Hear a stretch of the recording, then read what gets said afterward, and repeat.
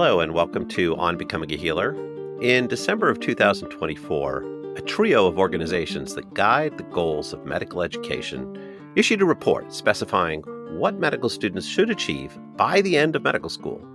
These are broadly termed foundational competencies. And among those foundational competencies, the first sub-competency under patient care struck me as new and important. It says that by the end of medical school, a student must be able to integrate patient and caregiver context, needs, values, preferences, and experiences into patient care. Did you hear that word, context? It wasn't there before. And it's a topic my co-host Saul Weiner has been working on for over 20 years. Why is it there now? Will it make a difference? That's what we're here to unpack. And first, I'd like to say hello to my co-host, who is also the expert guest. Hi, Saul. Hi, Stefan. In a moment, we're going to unpack all this. But before we do that, I think I have to introduce you, Saul, on this one, because you're not just a co-host, but you are the expert. Dr. Saul Weiner was a medical residency program director for 11 years. He was also senior associate dean for the four-campus University of Illinois system for both graduate and undergraduate medical education, and has a long history of research on medical decision-making, specifically this issue of patient context. But anyway, Saul, I'd like to ask you, why is this topic important to you? So there are a few things that really got me interested. First, I think it's useful just to talk about this whole foundational competency project, which, as you said, just got announced in December and was a multi-year initiative that involved three major organizations: the one that oversees medical student education, the AAMC, the one that oversees its counterpart for doctors of osteopathy, and then, of course, the ACGME. There's some people who don't know this. ACGME is the group that evaluates residencies. Exactly. It's the Accreditation Council for Graduate Medical Education. Competencies have been sort of interest to medical educators for quite a while. If you go all the way back to the 1990s, it actually started with a Canadian counterpart developing them, and then we went through this whole process in the United States through phases of developing these competencies. And there's been some changes in lingo. For a while, we were talking about learning objectives and learning outcomes. And then we started talking about competencies. And then we started talking about entrustable professional activities, or EPAs. And this can kind of become an alphabet soup for people. But the one thing we didn't have at the point where they started to do this project is we didn't have a set of competencies that were developed specifically to describe what someone should be able to do at the end of medical school that was consensus, both from the AAMC, which oversees, as I said, allopathic medicine, their DO equivalent, and the ACGME, which is the organization that oversees residency training. And so it was realized that that's just something we should have. The other thing is there are already a set of competencies for graduation from residency, the ACGME competencies, which go back more than 20 years. And the idea was that these should be sort of aligned with those, but obviously at an earlier stage of development. So they adopted the same 6-category framework, which is professionalism, medical knowledge, patient care and procedural skills, interpersonal and communication skills, practice-based learning and improvement, and systems-based practice. Yeah. So anyway, so that's the basic reason why we ended up having this new exercise, which, as I said, played out over several years and was just released to a certain amount of fanfare. Now, as you pointed out, one of them that really interested me was the first sub-competency under the category of patient care and procedural skill. Yeah. Which speaks specifically to the importance of taking into account the life context of patients and their preferences when making medical decisions. And it's sad to say, but that actually is not in any of the prior competencies, at least to a degree that I would call recognizable. And yet it's so foundational, not just to being a physician, but really to, I would say, everything we've talked about on this podcast over the last several years, which is it's really about not just completing tasks with patients like conducting a history, conducting a physical exam, but it's this very high-level process of figuring out what's going on in that patient's life, who are they as the person, what are their behavioral characteristics, what are their what kind of challenges are they facing, what's important to them, and then integrating all of that into care planning. And the fact that that's now the first sub-competency under patient care, I think is very exciting and important. And I think it's something that warrants just exploring and talking about. And as you know, it's a thing that I've been so interested in for so long. Yeah. So for John Q. Public, who isn't a medical educator, they stop and they think, well, isn't it just the case that you have to learn a bunch of stuff you got to know by the end of medical school? And what I hear you saying is that within the world of medical education, it's not just you got know a bunch of stuff at the end of medical school. You have to have knowledge attitudes, and the capacity to do things at the end of medical school. And that's what competencies are getting at. Do I have that right? Yeah, and one thing that's really interesting is that the entity that actually accredits medical schools, which is known as the LCME or Liaison Committee on Medical Education, actually says that each medical school should decide what the competencies will be, Ah, and actually that's the responsibility of the faculty of that medical school collectively through an organized process, and that they're then supposed to teach those competencies.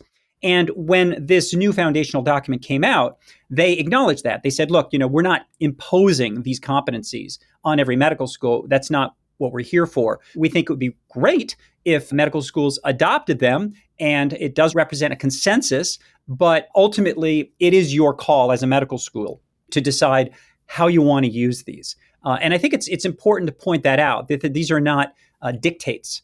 yeah. They're intended to be a resource. And that's kind of a fine line, because on the one hand, they're sort of saying, hint, hint, we'd really like you to take these seriously. On the other hand, they're saying, but we also recognize that one of the, and they don't say this explicitly, but one of the tenets of higher education is that the curriculum is owned by the faculty at each university.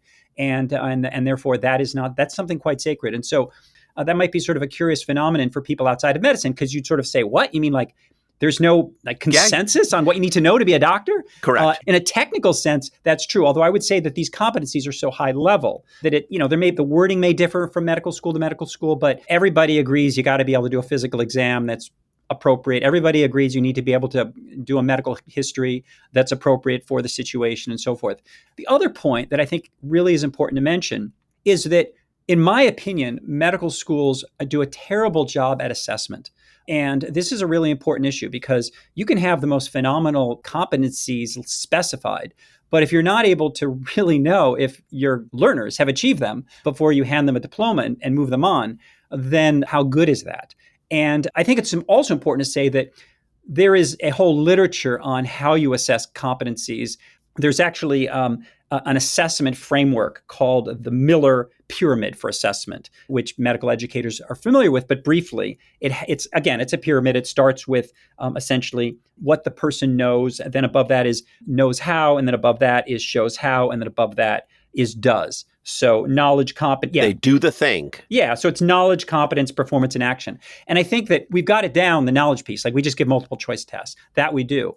But clearly, what we're really looking for in a doctor, or in someone who's about to become a doctor, is way higher on the pyramid for a lot of stuff. Yeah. Right. And we don't invest very much in medical education when it comes to that level of assessment. I mean, we do have some stuff. We have what are called OSCEs, which are... You can watch a student. Yeah, you can try to do and something. There's structured exercises where you can bring students into a laboratory, and it's an observed, structured clinical examination.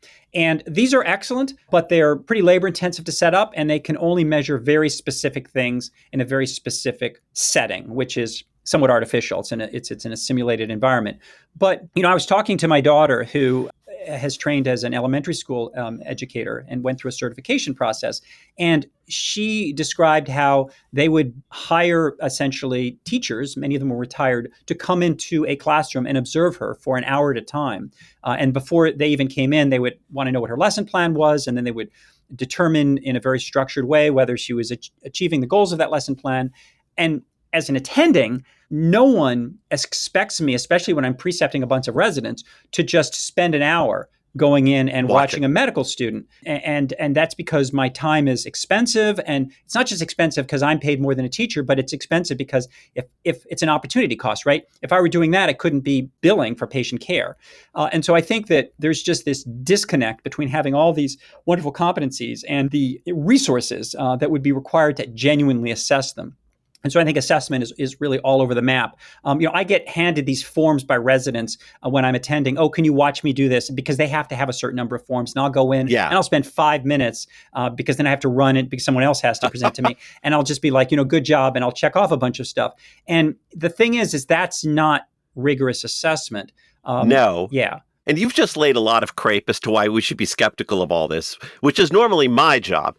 But now at this point, I think it's really important that we talk about the promise of this new definition of a competency, even if we're going to come back around and talk about why it might be hard to achieve. But in fact, we are excited about this new concept that Within the domain of patient care and procedural skills, somebody in a complex committee of expert groups sat around and decided that one subcompetency has to do with how patient care is done and specifically how decisions are made, and that the graduating medical students should be able to integrate patient and caregiver context, needs, values, preferences, and experiences. Let's go through those terms. I think some people familiar with the podcast know this, but again, what is context? So, what I should say also is that during this multi-year process, they sought input from anyone, and anyone could sort of put in their 2 cents. And obviously, I jumped at the opportunity to. Okay, you put in 2 cents. I put to encourage this key area, and I was not part of the committee at all, and they took input from a number of people. I'm just so happy that they included this. Now, I do think that there is some redundancy in this, and I think it's worth teasing apart this sentence because it is so rich with content. So first of all, context needs. First of all, what is patient context? Patient context is anything that pertains to an individual's circumstances or behaviors that's relevant to planning their care. So if you're trying to figure out how do I make sure that this patient is able to adhere to this treatment plan or understand why they're having such a hard time doing it, I need some context, right? I need to find out, are there particular barriers to why this person is not making it to appointments or that they seem to get very anxious and pull back when we talk about certain things. And so my job as a clinician is to pick up on those cues, to find out what's going on, to see what I can learn from that individual, either by observing them or by just things they tell me, and then to take that into account in the care plan. And that is what we mean by contextualizing care. And you'll see that I laid it out to you actually as 4 steps, right? So the first step was noticing those clues that a person is struggling with some life issue. And I mentioned a few. I said the missed appointments and so forth. But it could be anything. It could be a patient saying, I'm sorry, I'm just not going to take that medication right now. It doesn't seem right to me. Anything that a patient says or that you observe could be a clue that there's something going on. And it could be in their head, like an anxiety, a lack of trust, or it could be something outside, a circumstance. And then your job is, and we call that the contextual red flag. Yep. That's the red flag. And I'm supposed to ask about it. If I'm a good doctor, I'm supposed to notice it and then inquire in some way? Yeah, and we call that contextual probing. Hey, I noticed that you were supposed to go to cardiology and then also you're supposed to see the rheumatologist. I see you didn't make it to those appointments. Can you tell me about that? What's going on? Those would be contextual probes. And then the contextual factor would be what they tell you. And that's an iterative process. You may have to ask a few times. It could be any number of things, right? It could be, as I said, it could be a trust issue, an anxiety issue, an inability to afford something. I can't afford the medicine? Yeah, any of those things. We call that the contextual factor. And then the fourth thing is, what do you do with that? Let's suppose a patient tells you that their vision is poor and they can't read the bottle. And their caregiver has left town. It was their daughter who went off to college. Whatever it is, your job is to figure that out and to say, okay, let's work together to sort that out. And that's the process of contextualizing care. And as you know, we have audio recorded thousands of visits over the years, and we've measured each of these steps, whether they occur or not. And we found that physicians fall far short of doing this competently as a cohort. Some of them are better than others, but that's a competency, right? Because if you don't do that, you're going to end up with care plans that look good on paper. You prescribe the medicine that is recommended by guideline, but you're just ignoring the fact that there's so many indicators the patient is probably not going to be successful. So that's what we mean by contextualizing care. And then eliciting preferences. Yeah, I just want to list the words that follow right after context in this subcompetency. Needs, values, preferences, experiences. Now, needs, values, preferences, and experiences. Are any of those things also context? I think there's redundancy here. I think that there are really just 2 categories that I would have had here: context and preferences. Because as I see it, the term needs is a little nonspecific. If the person's need is that they need an antibiotic, that should fall under a different category, right? That's a biomedical issue. And if the need is that they need a ride to their appointments, that's a contextual issue. So similarly, I would say patients' experiences, that's context. If they're relevant, right? If it's relevant to their care planning. And relevant is really important here because people have all kinds of things going on in life that just are not relevant to their care.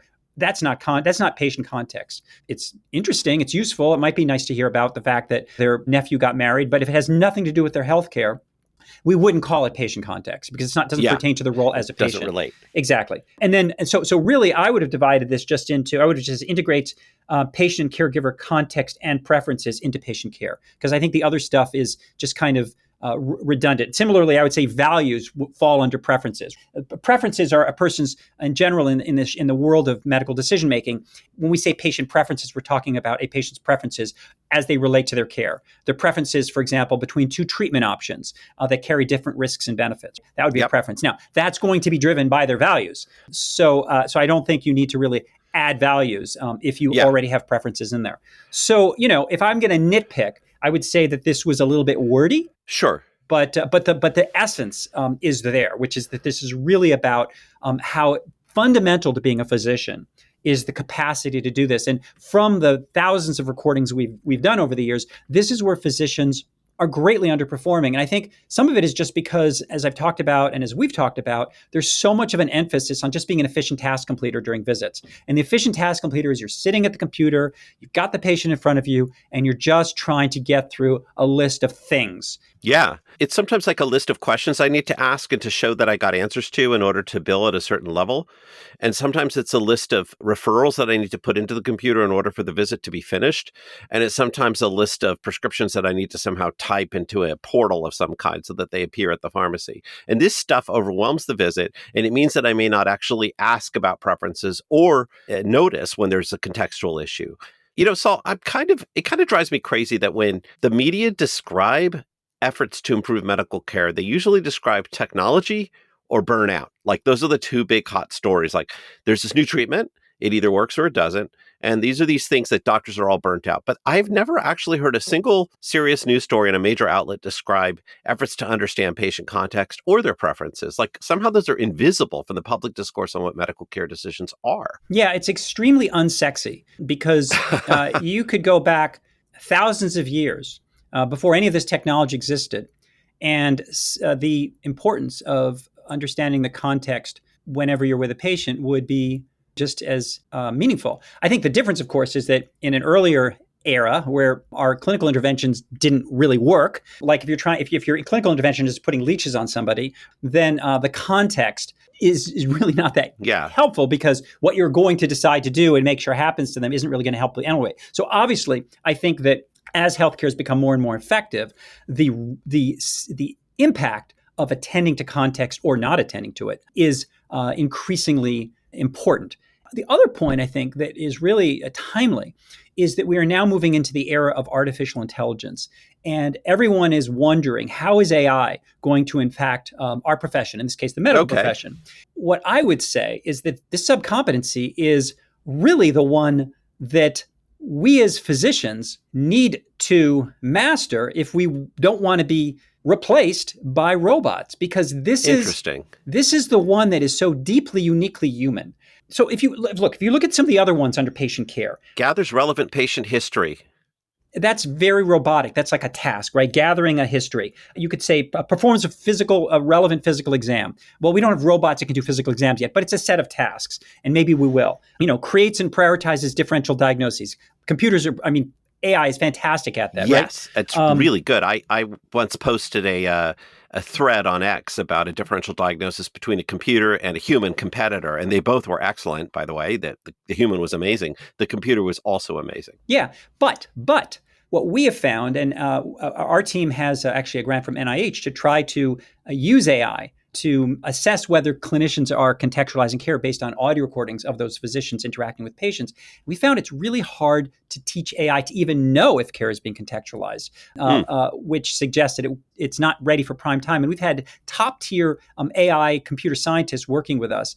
When you're with a patient and you are fully present for that person and you're on your toes, and you're picking up on clues that person is struggling in some way, whether it's behavioral things that I mentioned before, or the look on their face, or something they say, and you also have developed enough of a rapport for them that you're able to figure out how to probe, to start to ask about it, to elicit the information, to have to build the trust that they will tell you. Someone may be quite embarrassed to explain that they can't afford something, or that they don't trust you. These are hard things. If you're able to go through that probing process sensitively, iteratively, elicit the underlying context, and then work with the patient to adapt care accordingly, that is profoundly human and requires a high level of connection, engagement, caring, Yeah. And that's increasingly important as we think about what it means to be a doctor and how that's going to be different from anything Yeah. that AI can do. Yeah. And I've been in those rooms where the patient just says, I don't know, doc, I just didn't want to do it.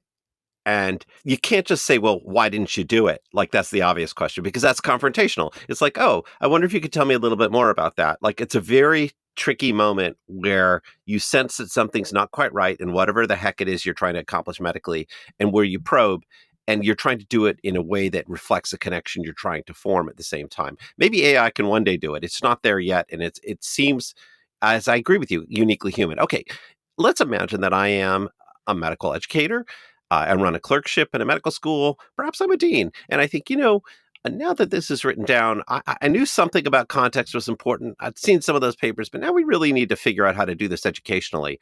What exactly am I going to do as a faculty member, or am I going to ask faculty members to do in order to promote the ability to integrate patient and caregiver context? What should I be trying to do at a medical school?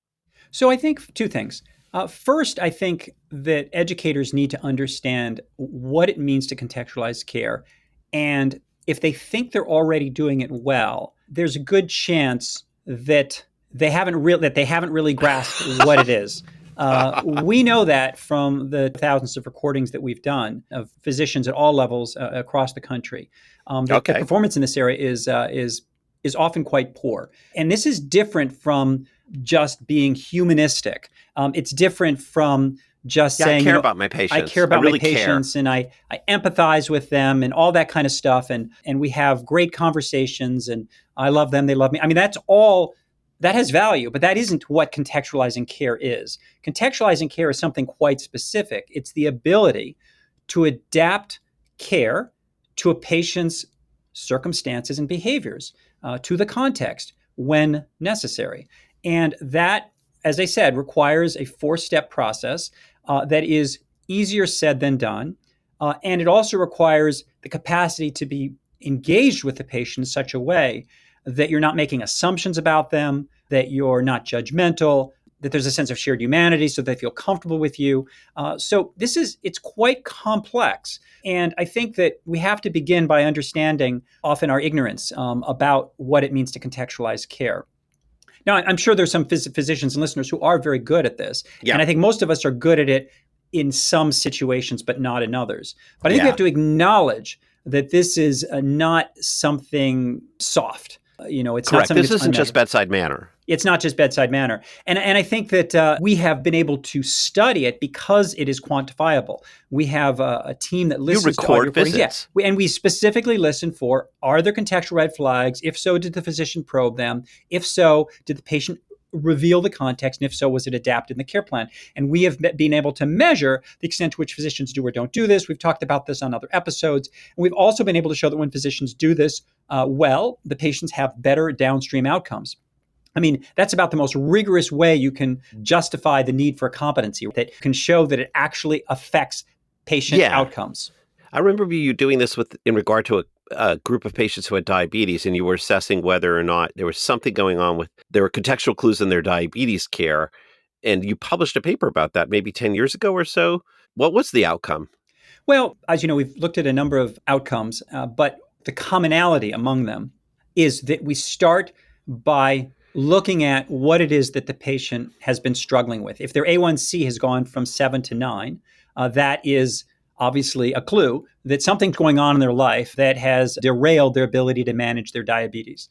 And we would call that a contextual red flag. It could be Yeah. anything. It could be that they can't afford insulin glargine, or it could be, they're embarrassed to take insulin, or they're not able to take it at work, for instance. Who knows? And the point is that it's a clue. The doctor's job is to start asking questions to figure out what's going on, to elicit the underlying narrative, the context, and then to work with the patient to figure out what the next steps are going to be. And what we have found is that when those four steps occur, that A1C is more likely to come down over the next 4 months than if that conversation doesn't occur. And we've shown that for many types of presenting red flags. If the red flag is that the patient has been missing appointments to their cardiologist, and you find out that it's a transportation issue, or they don't like the person who they're supposed to be referred to, and you sort that out and you address it, that patient is more likely to then make it to that appointment. That's just the thing that we're studying, which is that the outcome is really the resolution of the red flag. And what we have found is that It's a generalizable competency. It's something that you do in any specialty or subspecialty of medicine, unless, of course, you have no patient interaction. We haven't yet talked about how do you teach this. I just Yeah. wanted to How do I start. teach it? Yeah, If I'm the dean and I say, okay, I'm telling all of you, you have to teach this now. Half the faculty are going to look at me and say, well, I can listen to a podcast, I can read a book, I can read an article to understand what it is, but I don't understand how you want me to teach it. That's a fair question, isn't it? Yeah. So one resource I would mention is that I have been working over the last year with the Institute for Healthcare Improvement, or IHI, which is Oh, very okay. well known to medical schools. It's kind of one of the best known organizations that advocates for quality of care and that develops resources to improve quality of care. And they develop a lot of online curricula that medical schools use. And I've worked with them over the last year to develop approximately 3-hour module that can be broken in. It's 5 modules, but it's a 3-hour course that is entitled Contextualizing Care for the Clinician. And it walks the learner through, as I said, 5 modules. And at each point, there are exercises where you get to practice what you're being taught and see if you are effectively contextualizing care, and then it gives you feedback. And this course is based on the many studies that we've done on the key strategies to contextualizing care that are effective and that are most likely to drive better outcomes. I'll put the information in the description with this podcast Yeah. episode. It's $10 for each learner, although I know IHI will also do bulk discounts for medical schools, and I'll put in the email for any medical school that wants to contact the IHI for a bulk subscription to taking this particular course. I mean, I, by the way, navigated to it while we were speaking, so it looks pretty straightforward and it looks like you can purchase it. But I do think, as a matter of disclosure, we need to ask for each purchase, do you get some sort of payment here? Do we need to specify that? Yeah, I get the same royalty that I would get for an academic book. Oh, So okay. when I wrote my book on becoming a healer, or when I wrote the book Listening for What Matters, I get a 10% royalty. Okay. So And there's some money that would go to you. yeah, We yeah, don't want it's anybody to think that we hid that from them. no, not at all. You did make a free set of YouTube videos on contextualizing care, which are situated as fireside chats, and anybody can navigate to those on YouTube as well. And there's a set of lessons, and about 3 or 4 of them are really tightly honed on contextualizing care, and some of the others are actually about how it differs from other aspects of healthcare, like social determinants of health and things like that. So if somebody wanted to dive into this without even buying for $10, they could do that on YouTube. Yeah, absolutely. And what happened is it was those videos that got the Institute for Healthcare Improvement interested in Ah, working with me to develop the course. cool. And those fireside chat videos I created were basically the best I could do in my living room with my fire With the lit. fireplace in the Yeah, my fire background. lit. Yeah, in PowerPoints. And what I was able to do is work with the much more technically savvy instructional design team at the IHI to build a course, which, by the way, uses some of those videos in part, at least, Oh, that's cool. and do something that was better than what I could do on my own. So there are steps that could be taken to teach this. Saul, do you think that usually there's a fight at medical schools about how much time to give to things in the curriculum? Everybody's got their piece, and it's like, in the second year, we're going to give endocrine this many weeks, and we're going to give musculoskeletal that many weeks. Does this become a competing piece that somehow is going to now have to fight against neurology and endocrinology in order to get a piece of it? Or can it be, how's it going to fit? To me, the idea that we would argue over whether to spend 3 hours of a 4-year curriculum on doing something that is foundational to being a physician and is essential to almost every medical encounter that we know affects patient healthcare outcomes and that doctors are currently not doing very well. To the idea that would have to argue over 3 hours for that is, to me, frankly bizarre. I do know people get into that, like, well, do we really have 3 hours of time? I'm like, I mean, give me a break. And again, we've had other episodes where we've talked about how much stuff is force fed to medical students from areas of basic science that none of us remember or ever use. So yeah, so I don't have a lot of sympathy for any medical school that would say, well, gosh, we're just too busy with biochemistry cycles that our students have to have down pat to spend any time talking about how you effectively take patient life circumstance and behavior into account when planning patient care. I think the other thing that's often assumed is that, oh, well, this is kind of common sense. You just have to be a caring person. And as long as they're professional and they care about their patient and they listen and they're, quote, patient centered, this will all happen. And that's just not what the Yeah. evidence shows. You just have to ask, I mean, you have to begin asking, why did this really happen? And I've sometimes run into this will happen on the wards all the time. Actually, this is where there's no real competition for a curricular time, because when you admit someone to the hospital and you're rounding with what are typically now second, third, and fourth year students, there'll be certainly, a recrudescence or a recurrence of a chronic illness where the management plan failed from the last time. And now we're discussing, why are they here now? This is a very internal medicine thing. Sorry, surgeons. But it also can happen in surgery. And you say, well, what went wrong last time? How are we going to fix this? And very often that does come down to inquiry around context. And there'll be one fourth year medical student who will figure it out, and no one else will have asked. And you can actually teach that at the bedside, in a sense. Let's put our heads together with this patient as to what failed. So now that we sort of dealt with a little bit on kind of a little bit the challenge of curriculum or curricular time, I noticed that the list of sub-competencies was very long, and that I recognize that this is not actually mandatory in medical schools. But if medical schools take it seriously, how do they assess if they achieve these things?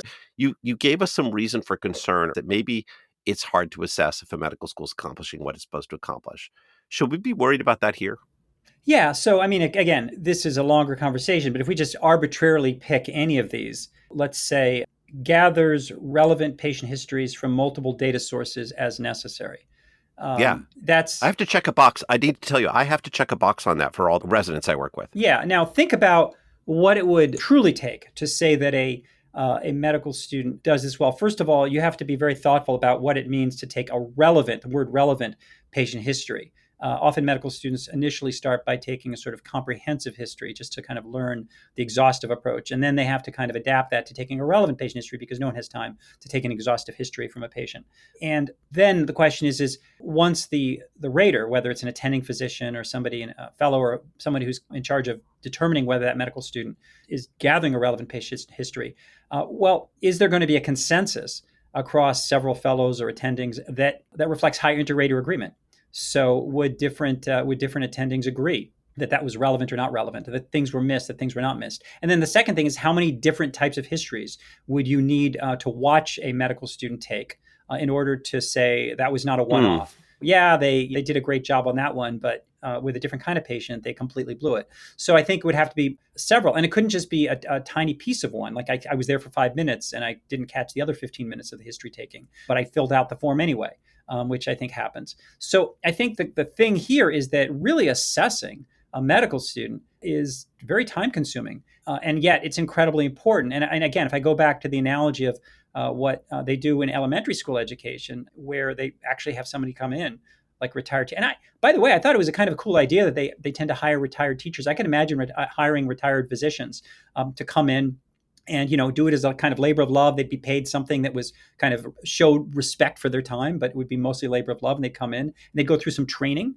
on how to assess learners, and then they would do that. Now there are all these complexities because there are rules that say you can only be evaluated by somebody who is a member of the medical school faculty, and so I think there would have to be some flexibility and adaptability to come up with a robust assessment process of medical students that was compliant with LCM expectations, and would obviously still cost something. It would be time consuming.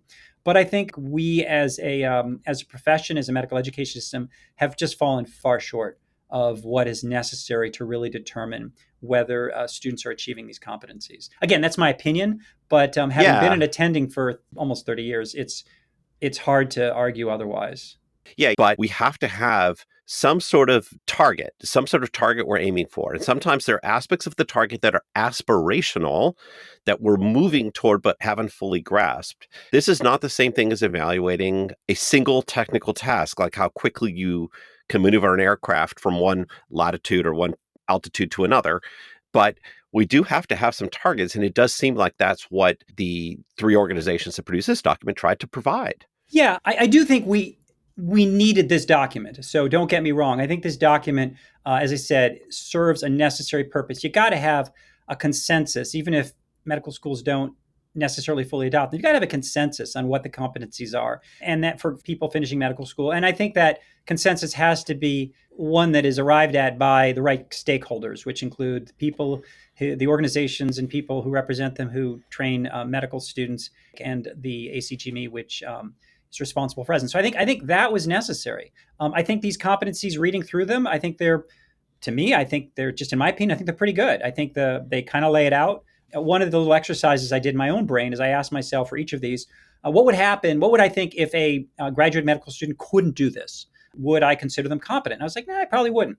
I think it gets a little bit more squishy as you get towards the end and you start talking about things like systems-based practice, which is pretty high level. It says, describes health policy in the financial context of healthcare. Oh my God. Yeah, would I say a person isn't competent to graduate medical school if they didn't know that? No, I think that's kind of a stretch. Yeah. And so I think that as you get into the latter of the 6 broad categories, I think it starts to get a little bit unrealistic to say this is a undergraduate medical education competency. I would call those more like icing. But I do think that certainly the ones under the key headings of professionalism and patient care and procedural skills, medical knowledges, those all struck me as, basically necessary, well worded, and I'm glad that there was a consensus. So, but like I said, they're necessary, but far from sufficient for bringing about meaningful change.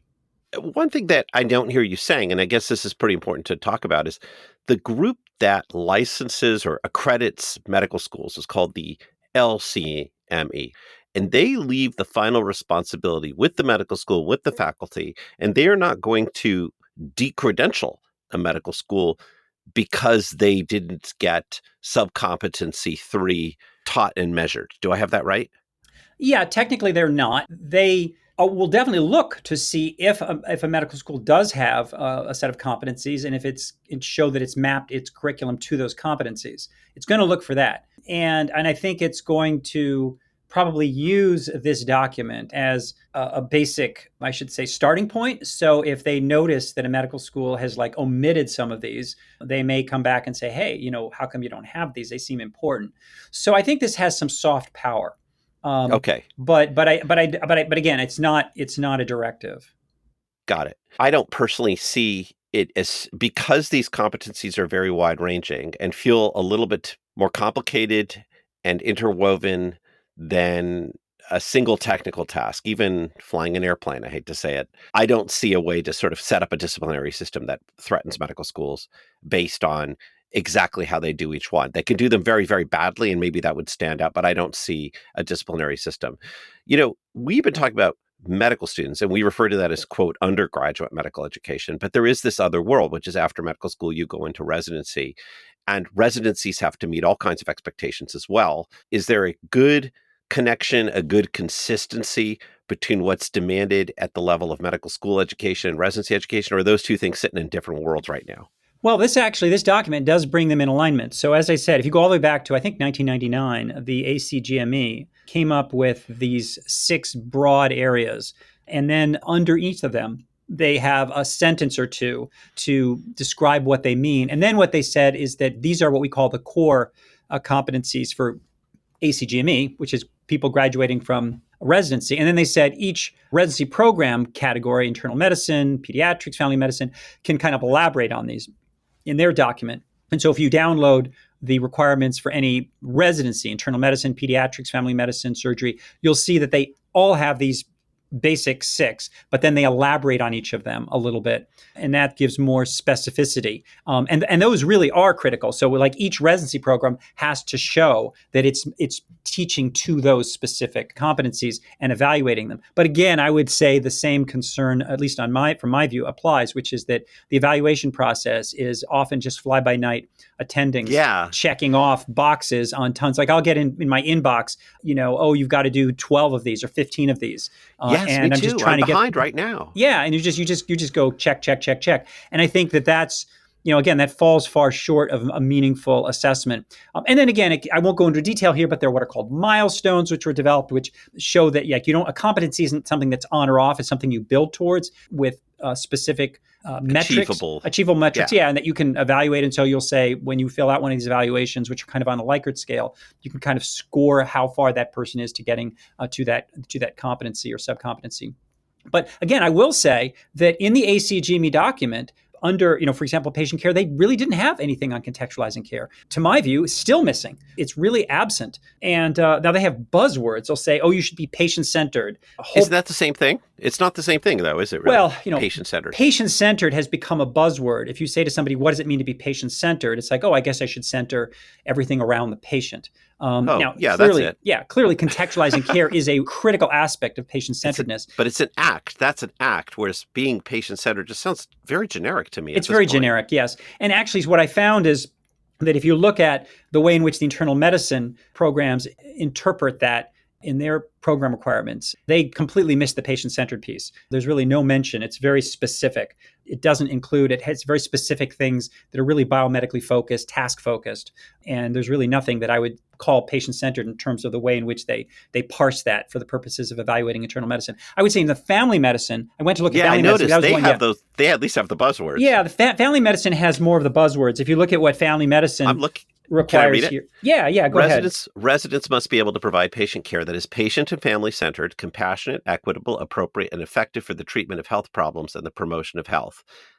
That's the family medicine one. Do you agree? Yeah, exactly. And that's And a it's got standout. the words. It's nice. I resonate. My heart beats with it. Thank you, family medicine folks. But at the same time, it isn't describing inherently a set of tasks that we need to show we can do. Like, hear exactly what the patient said and make sure the care is structured around what they just said. Exactly. And It's implied. Yeah, and this goes back to what I was saying earlier, where a lot of attendings think they're doing something that isn't really contextualizing care. They'll say, oh, yeah, we really believe in social drivers of health, and we really focus on the whole person, and we ask patients what's important to you and all that. And I'll say, that's fantastic, but that's not contextualizing care. Yeah. Contextualizing care is a very specific set of steps that gets you to a point where your care plan is adapted. And we have found that the two are not necessarily the same. We have people who can score very high on empathy and so forth, which is great, but it's just not the competency. And so I think that is, and the competency is so important because it's the competency that we know drives healthcare outcomes. So I think that these buzzwords incorporate contextualization of care, but they're such a high level, they're so general that they can give the false impression that, oh, we have these, we believe in them, we care about them. But that doesn't mean that the necessary skills and competencies are either being taught or being assessed. As we've been talking about this, I've been really wrestling with the fact that the ideas here sound to me compelling. I mean, the ideas laid out for medical education. I recognize that formalizing programs to teach them is within reach because there are like curricula out there now. And we've mentioned both the YouTube series and the one from the IHI. I am aware that if you're a dean or a senior associate dean for medical education, it's going to be hard to set up 1,000 programs to assess 1,000 skills all at once across all of your medical students. But I'm more like just a clinician. I work on the wards. I work in the clinic, and I don't think this is out of reach. That is, I wasn't going to read a curricular expectations document given my job description. I'm kind of happy I read this one because I'm now realizing I can do the kind of feedback that one of my mentors, Bob Centaurus, talked about, which is formative feedback. I can be on the wards with a resident or in clinic with a resident or a student and say, did you or did you not just do something that I thought was necessary? For instance, listen to whether there was a clue as to a problem in the patient's life and follow up on it to figure out what the heck was going on. Like I can do formative feedback in real time, not on the checklist at the end, but right there and say, I noticed you asked about that. That was really important because he just told you what we need to do to change care. So even though this can be a little bit wonky for the policy people, this is one instance where I actually see a value for how this can impact my teaching right on the wards. Yeah, and I'm just thinking, I was in clinic a couple days ago in urgent care, and the resident presented to me a patient who was concerned about a tender, painful lesion over their, I think it was their left eyebrow, and they said it swelled up in the morning. And they came in because of this concern. And the resident said to me, I couldn't see anything. It felt tender to the patient. The patient says it swells up in the morning. So I'm not really sure what to make of this. I'm thinking maybe we should refer them to dermatology. So I went in to see this patient. Again, their forehead looked completely normal to me. And when I pushed on it, they jumped back. They said it hurt. And so then I started pushing on both sides at the same time, and I got them distracted. And I realized that once I had them distracted, I could mash on it, and there was no response. They weren't feeling any pain. And so then I started asking, and by the way, this was a veteran because it was at a VA. And I started to wonder to myself, like, what's going on here? Why is this veteran come in on actually it was a holiday and is so concerned about something that I can't see that looks completely normal? and that doesn't really actually seem to hurt them when they're distracted. And so I started to think about like, well, what could be going on here? And I asked the patient, like, what are you? And so the contextual red flag for me was this disconnect between the patient's anxiety and what I was finding on exam. And I said to the patient, haven't you taken any photos of this swelling up in the morning? And they're like, no, I haven't done that. And so, and for me, physiologically, I just couldn't think of anything that would Yeah. make that happen. So I started to worry that there's something going on in this patient at the level of anxiety. And it turned out that the patient had had a stroke some years ago, had lost some hearing in their left ear. And I asked them, what are you worried about? And they were worried that this could be some sort of, that maybe they had some blood clot. And they were very anxious. And they actually were kind of perseverating on that. And so I said to him, look, no, you're doing terrific. I see nothing for you to worry about. This definitely is not a clot. This is not at all related to a stroke. And they were so relieved. And I said, of Wow. course, you can take a photo. If there's any swelling, you can bring it back in and so forth. But that, to me, was a 4-step process of contextualizing care. And I think that was something that our resident didn't know how to do. They were like, I can't figure out what's going on. Let's refer this person to a specialist. Yeah. Right. But what they weren't picking up on was the contextual red flag. And that really is the process that's just one of a gazillion examples of the process I'm referring to, that we hear physicians miss in so many different dimensions because they don't think of these things as contextual red flags. Here, the red flag is that there's a real serious discordance between the patient's apparent urgency about the problem and what you can observe. This usually results in just discrediting the patient or turfing the patient. Those are the two normal de facto responses. Pain out of proportion. I hate that phrase, completely hate that phrase. But what it is, oh, there's a discordance. That now is the thing I need to follow up on. And I now need to ask questions that would get any avenue possible into where this is at. And frankly, this resolved the problem. Like, they could have made 3 more visits to different emergency rooms around town for this forehead issue, but for the fact that you kind of got them to lay out what they were really worried about, and then you could actually reassure on that front. And probably they went home thinking, yeah, my forehead doesn't feel right, but you know what? I'm all right with this now. Yeah, and I will also say that afterwards, I had an opportunity when the resident wasn't busy to walk them through the 4-step process and show this as an example. And so it was an opportunity to teach it on the fly. And so I think it really is it's something that has to be taught explicitly, and not just in one example, but in many examples, so that physicians start to think about contextualizing care as part of what they need to do. And that's what I mean by physicians becoming aware of the structure of how this is done, and then how to teach it. By the way, the IHI is planning, we're hoping to create a second curriculum for medical educators on how to teach contextualizing care, but a requirement for that second curriculum will be that they complete you can think of it as 101 and in 201, right? Building the foundation by taking the first set of 5 modules to acquire the skill and practice it. And then we're going to have a shorter course that teaches how to teach it.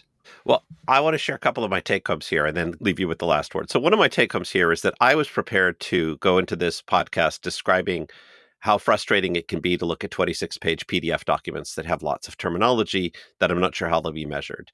And I'm now of the opinion that it's really important for educators and the people who are committed to medical education to get together and try to lay out what that is that they're actually trying to achieve in medical education, even if it can't be tested on a standardized exam, and even if it's going to take time to develop the ideal method to evaluate it. I think there is value in it. I think it's something that we who teach should occasionally take a look at, and that frankly, this particular new edition, it's one we've talked about on the podcast. I'm obviously a fanboy, but at the same time, I think it's a valid exercise when I'm teaching to go ahead and bring up whether context was addressed.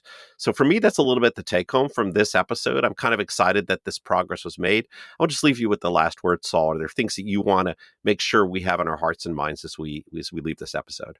Yeah, I think that was a great summary. The only thing I would add is I think this, at least for me, is something that brings joy to being a doctor. I think that the ability to see your patient as somebody who is facing a whole variety of life issues, circumstances, and behaviors, and to see your role as drawing that out and finding out how it relates to care is really such a deeply human thing. And I actually do think that some of the burnout in medicine comes from not doing that, from just sort of sitting at your computer and just being like, I don't know why this guy's fussing over that whatever on his forehead. It's not my problem. It looks fine to me. Well, maybe we'll have Derm look at it or whatever. I think that is what leads to burnout and a sense of emptiness.